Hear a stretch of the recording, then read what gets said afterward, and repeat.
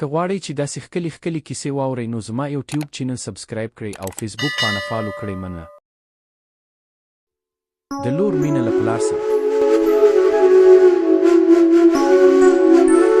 وایي چې په کوم کلي کې سپین ږیري وفات شوي وه، د غسل او کفن وروسته چې کله یې جنازه تیاره شوه او جنازه یې پورته شوه، نو په دې وخت کې له کوم لوري مسافر راغلو او د کټ پوښه یې ونیوله چې تر هغه وخته مړي نشي خولی چې تر څو زما 100,000 افغانۍ قرض رانه کړې ده.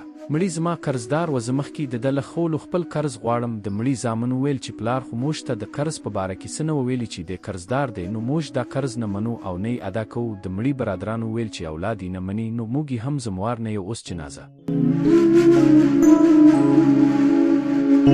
تیاره ده او سړي کټ له پیښې نیولې ده او خپلې 100,000 پیسې غواړي. بالاخره دا خبره د کور ښځو ته ورسېده. د مړي یوه لور وه چې هغه کله خبره شوه خپله ټوله طلا او پیسې را یو ځای کړي او قرض غوښتونکي ته یې ورولېږلي چې دا واخله چې څومره قرض دې پاته شو هغه به هم په ډېر لنډ وخت کې درکم، خو د خدای په خاطر زما د پلار جنازه پرېږده چې خاورو ته یې وسپاري. قرض غوښتونکي ته چې کله دا خبره ورسېده نو خلکو ته یې مخ راواړاوه او ویل اصلاً خبره داسې ده چې دا نفر زما نه بلکې زه یې پور وړی یم او زه راغلم چې د خپل امانت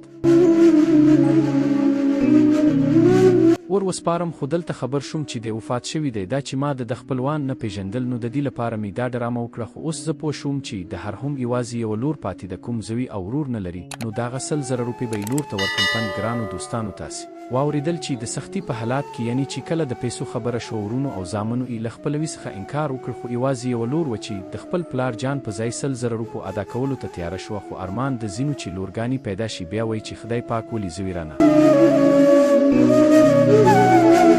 کړو. حال دا چې لور د خدای رحمت وي خو ډیره مهربانه وي او په حدیث شریف کې راځي چې په کوم کور کې لور پیدا شي په هغه کور 40 ورځ د خدای رحمت راوړي.